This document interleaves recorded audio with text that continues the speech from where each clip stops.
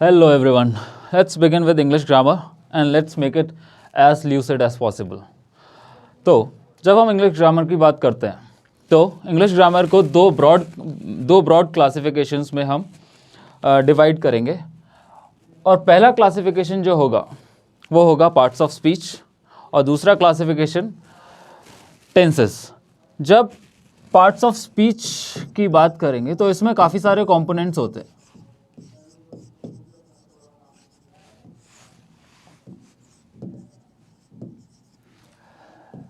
Parts of speech में कुछ classifications हैं, जैसे noun, pronoun, verb, adverb, adjective, conjunctions, prepositions and interjections.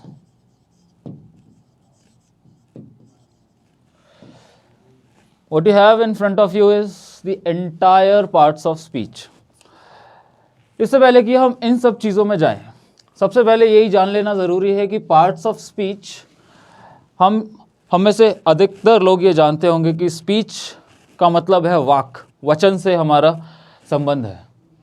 Speech, ये जितने भी आप कंपोनेंट्स देख रहे हैं यहाँ पे, चाहे नाउन हो या प्रोनाउन, ये सब आपके जो आपकी भाषा है, यही सब इसके कंपोनेंट्स हैं, यही सब इसके घटक हैं।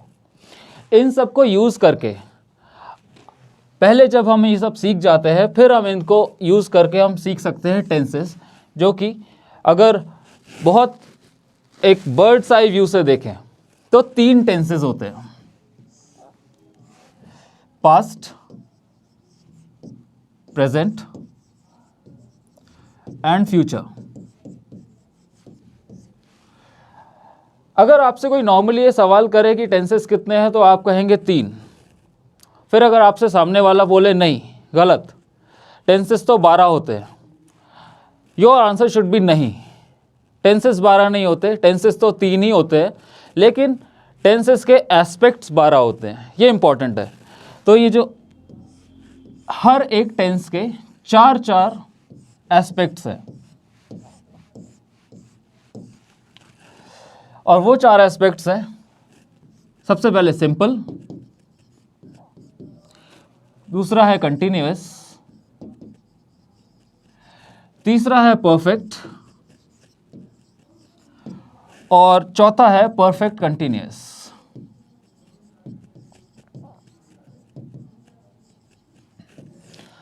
तो जो लोग ध्यान से सुन रहे हैं उनका सीधा सा एक कंक्लूजन ये होगा, तो ठीक है, फिर हम यहाँ से शुरू करेंगे, क्योंकि सर ने ये कहा कि ये सब फंडामेंटल कंपोनेंट्स हैं किसी भी भाषा के, और इनको यूज़ करके फिर हम टेंसेस पढ़ते हैं।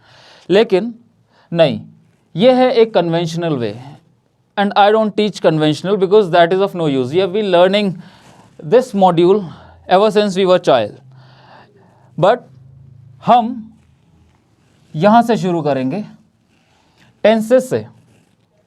लेकिन टेंसेस में जो कुछ भी आएगा, चाहे वो एडवर्ब हो, वर्ब हो, कुछ भी अनटच्ड नहीं रहेगा, क्योंकि कोई भी कंपोनेंट जो कि एक वाक्य में होता है, एक सेंटेंस में कोई भी कंपोनेंट हो, हम उसकी पूरी डिटेल्स तक जाएंगे और उसके बाद ही आगे बढ़ेंगे। जब तक पूरी तरह से सेटिस्फाई नहीं हो जाएंगे, तब तक आगे नहीं बढ़।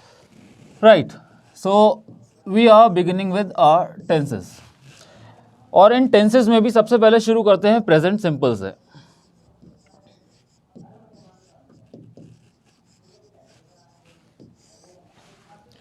एज गोज दी कन्वेंशन, सबसे पहले हमें पढ़ना है स्ट्रक्चर, और स्ट्रक्चर होगा subject plus V1। V1 stands for first form of the verb. अब कईयों का सवाल, in fact most people will ask this question as to what subject is, what verb is, क्योंकि ये सब तो हमने अभी कहीं पढ़ा ही नहीं है, तो कहीं नहीं पढ़ाया जाता, वही यहाँ पे पढ़ाया जाता है। तो हम शुरू करते हैं सब्जेक्ट से सबसे पहले कि what this word subject means। Generally books में आपको मिलता है कि सब्जेक्ट इज द डूअर, आप कोई भी बुक उठाएंगे आपको यही एक डेफिनेशन मिलेगी कि subject is what we generally called the doer.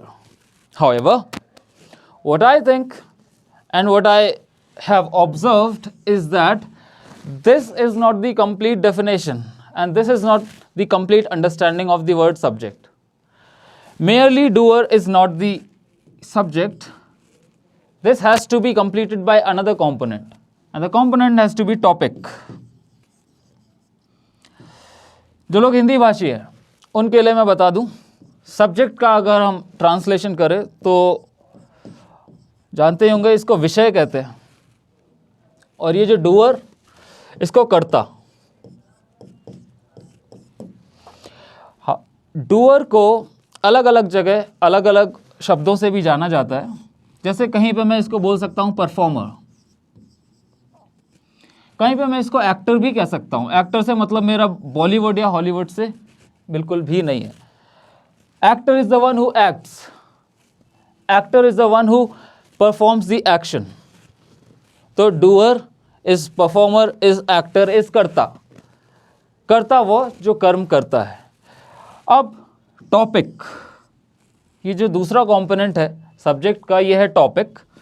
और टॉपिक से अगर इसको हिंदी में ट्रांसलेट करें तो हम जानते ही हैं कि ये भी विषय ही है. अब ऐसा मैंने किया ही क्यों, इसका थोड़ी देर में मैं आपको ज्ञान दूंगा कि ये क्लासिफिकेशन करने की ज़रूरत पड़ी ही क्यों. तो जानते हैं.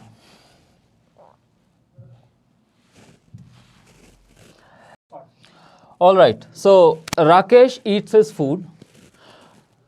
चाहे कुछ भी आइडेंटिफाई करना हो किसी सेंटेंस में, कुछ भी, नॉट जस्ट सब्जेक्ट, आप सबसे पहले जो चीज़ आइडेंटिफाई करेंगे, जिसको पिन पॉइंट करेंगे, जिसको मार्कआउट करेंगे, वो होगा आपका वर्ब. ऐसा हम समझ सकते हैं कि वर्ब ही एक सेंटेंस की जान होता है. अगर इसमें से ये वर्ब निकाल दिया जाए तो फिर इसको हम सेंटेंस नहीं कहेंगे, ये सिर्फ एक शब्दों का जमावड़ा होगा. That means just a rough combination of words, in fact not even combination, just a bunch of words, meaningless. ठीक है, तो हमने कर लिया verb identify, this is the verb. अब मैंने आपको शुरू में ही कह दिया था कि मैं कोई भी बात कहूँगा लेकिन उसको अधूरी नहीं छोड़ूंगा, तो इस verb शब्द को भी मैं अधूरा नहीं छोड़ूंगा. जब मैंने इसको कहा verb तो मैं आपको बता दूं कि verb ये यहाँ पे जो आपको दिख रहा है इसके भी कई सारे क्लासिफिकेशंस होते हैं, लेकिन यहाँ पे इसको अभी डील करते हैं, फिर चलेंगे क्लासिफिकेशन में. तो ये जो वर्ब या क्रिया दिख रही है आपको, इसके 4 फॉर्म्स होंगे.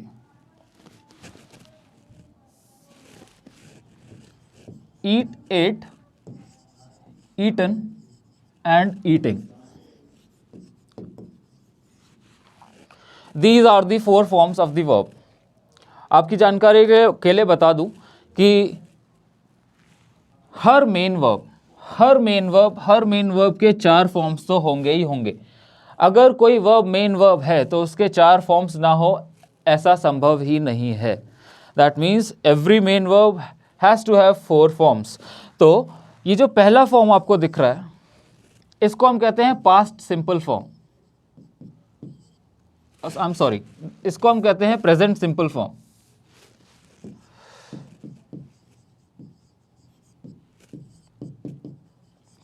This is your present simple. The second form that you see here is past simple.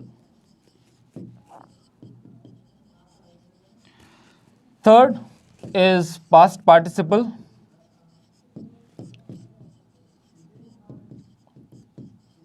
And fourth is present participle.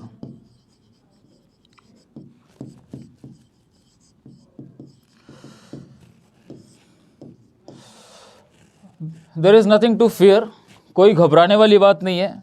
और ऐसा अभी सोचने की ज़रूरत नहीं है कि सर ये सब याद कैसे रहेगा, कि क्या प्रेजेंट सिंपल, क्या पास्ट सिंपल, क्या पास्ट पार्टिसिपल. इन हर एक चीज़ को, यहाँ तक कि हर एक वर्ड को और उसके रूट तक जाएंगे हम.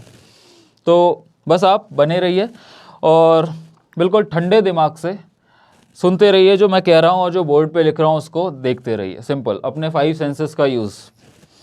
तो जब मैंने कहा यहाँ पे ये है प्रेजेंट सिंपल और ये रहा वर्ब आपका, आपने एक बार वर्ब आइडेंटिफाई कर लिया कि ये है क्रिया, है ना, आपने एक बार आइडेंटिफाई कर लिया कि क्रिया ये है, तो आप अगला सवाल जो पूछेंगे उस क्रिया से मिला के वो ये पूछेंगे ये क्रिया कर कौन रहा है। somebody is eating here, who is eating, who is the one who is eating, answer मिलेगा कौन खा रहा है, राकेश खा रहा है।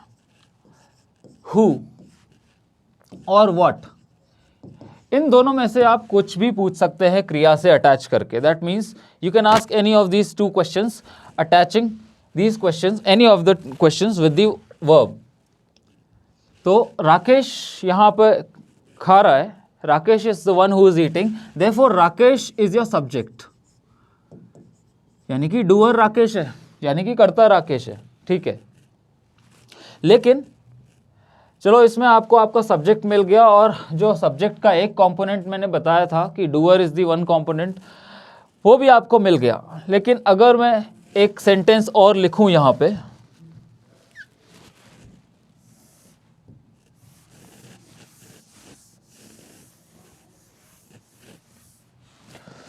another example, Rose smells sweet.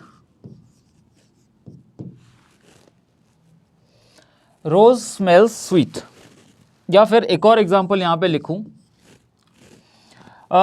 Rose is a beautiful flower और फ्लावर, राइट। ये दो सेंटेंसेस हमारे सामने, rose smells sweet, rose is a beautiful flower.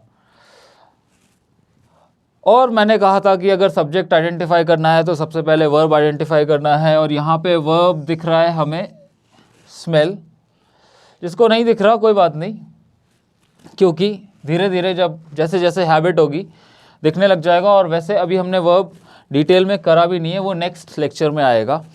तो रोज क्या यहाँ पे सच में कुछ कर रहा है क्या, is it really actively doing anything, like Rakesh, eating involves the functioning of your limbs, right, you get to move your limbs to eat, you need to do certain physical activity, but this to smell you don't need to do any physical activity, right। तो आपको यहाँ पे ये रोज जो है, ये जो क्रिया यहाँ पे हो रही है, गंध, स्मेल इज गंध, है ना, गंध नहीं बोल रहा हूं, ठीक है, गंध इज डिफरेंट, है ना, दिस इज स्मेल। तो व्हाट स्मेल्स, आपने क्रिया आइडेंटिफाई कर ली, और आपका अगला क्वेश्चन क्या होगा, व्हाट स्मेल्स और who smells, the answer is rose. जैसे ही आपको आंसर मिला, दिस इज योर सब्जेक्ट। लेकिन राकेश ईट्स में और रोज स्मेल्स में एक जो मूलभूत अंतर है, यानी कि फंडामेंटल डिफरेंसेस, यहाँ पे एक एक्टिविटी हो रही है, बट यहाँ तो कोई ऐसी एक्टिविटी नहीं हो रही है, फिर भी लेकिन यहाँ एक्शन तो हो रहा है ना, यहाँ क्रिया तो हो रही है, कर्म तो हो रहा है, लेकिन एक्टिव कर्म नहीं हो रहा है। तो इसको मैं, वैसे तो ग्रामर में इसको स्टेट बोलते हैं, लेकिन मैं यहाँ पे ये बोल सकता हूँ कि एक पैसिव कर्म है, पैसिव एक्शन है, कि no active movement of the subject. तो rose smells sweet, I am sorry यहाँ पे स्वेट लिखा हुआ है मैंने, SWEET। तो रोज स्मेल्स आपको सब्जेक्ट मिल गया, लेकिन फंडामेंटल डिफरेंस क्या समझ आया कि यहाँ पे Rakesh is active whereas Rose is inactive. अगला सेंटेंस जो कि और ज़्यादा पैसिव है, और इसमें कुछ और ज़्यादा एक अंतर है, इसलिए मैंने जानबूझ के दो सेंटेंसेस लिखे। यहाँ पे मेन वर्ब आपका एक्चुअली में कुछ है ही नहीं, यहाँ पे मेन वर्ब है इज, मेन वर्ब यहाँ पे इज है, और इज फॉर्म होता है बी वर्ब का। यहाँ पे ये जो गुलाब का फूल है वो कोई एक्शन कर ही नहीं रहा है, वो सिर्फ एक ही एक्शन कर रहा है, वो है होना, वो सिर्फ है, कोई एक्शन नहीं, सिर्फ होना भी तो अपने आप में एक्शन है। यू आर, आप हो, ये भी एक एक्शन है, क्रिया है। आई एम, मैं हूँ, ये भी अपने आप में एक एक्शन है। लेकिन ये कैसा एक्शन है? ये कोई doer, I am not doing anything to be. To do you need to move your limbs, you need to move your body, but to be you don't have to do anything, you are just there, no movement of limbs, okay? तो इसी वजह से मैंने शुरू में जो classification किया था सब्जेक्ट के दो कंपोनेंट्स का, एक था कंपोनेंट डूअर और दूसरा था टॉपिक। तो इन दोनों सेंटेंसेस में रोज स्मेल्स स्वीट और रोज इज अ ब्यूटीफुल फ्लावर, इन दोनों सेंटेंसेस में जो ये रोज है, ये सिर्फ और सिर्फ टॉपिक है सेंटेंस का या कन्वर्सेशन का, सिर्फ विषय है, कर्ता नहीं है। लेकिन अगर इंग्लिश ग्रामर की जो टिपिकल जो एक डेफिनेशन है कि whatever performs the verb is the subject, उसमें तो ये तीनों ही फिट होते हैं। राकेश भी सब्जेक्ट है, रोज भी सब्जेक्ट है और ये रोज भी सब्जेक्ट है। लेकिन राकेश और रोज में सबसे बड़ा अंतर क्या है कि Rakesh is a doer, however Rose is not a doer. Rose यहाँ पे सिर्फ और सिर्फ टॉपिक ऑफ आवर कन्वर्सेशन है कि okay I am telling you about this rose that it's a beautiful flower, you'll say okay. I'll say rose smells sweet, you'll say okay, but is Rose doing anything? No, कुछ नहीं कर रहा है रोज, सिर्फ इस हमारे वार्तालाप का विषय है रोज, ये गुलाब का फूल।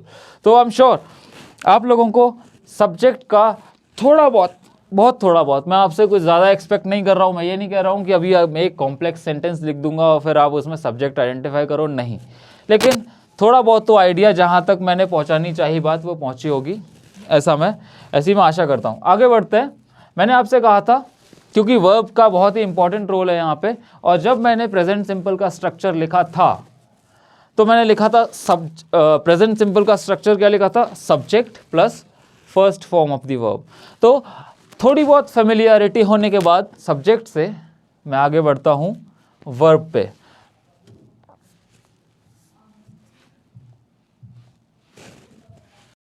Alright, after having studied the nitty-gritties of the verb, the word subject as far as English grammar is concern, जहाँ तक विषय की हम विषय पढ़ चुके हैं कि क्या होता है विषय, और विषय के दो कंपोनेंट्स होते हैं, एक होता है डूअर और दूसरा होता है टॉपिक। हम आ जाते हैं अपने स्ट्रक्चर के दूसरे कंपोनेंट पे। हमने पढ़ा था प्रेजेंट सिंपल टेंस का स्ट्रक्चर होता है, पहला स्ट्रक्चर होता जिसमें कि सब्जेक्ट होता है और उसके बाद होता है वर्ब की फर्स्ट फॉर्म।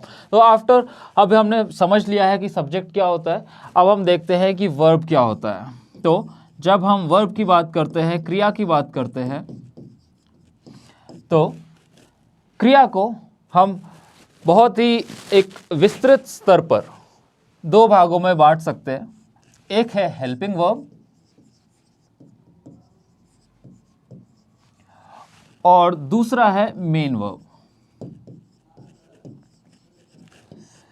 ठीक है, मुख्य क्रिया इसको कह सकते हैं हिंदी मीडियम वालों के लिए कि ये है मुख्य क्रिया आपकी और ये है सहायक क्रिया।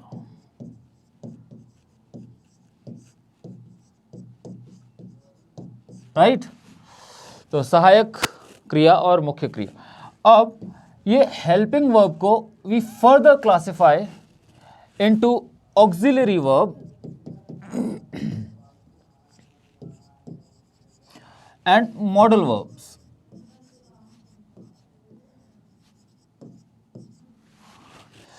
अब ये ऑक्सिलरी वर्ब और मॉडल वर्ब्स, कई बुक्स में इस ऑक्सिलरी वर्ब को ही यहाँ पे टिका दिया जाता है कि this is called auxiliary verb, one and the same. लेकिन not entirely wrong but not entirely right, क्योंकि अगर मैं इसी को ऑक्सिलरी बोल दूंगा तो फिर जो मॉडल वर्ब से हट के अलग वर्ब्स हैं उनको मैं क्या बोलूँगा।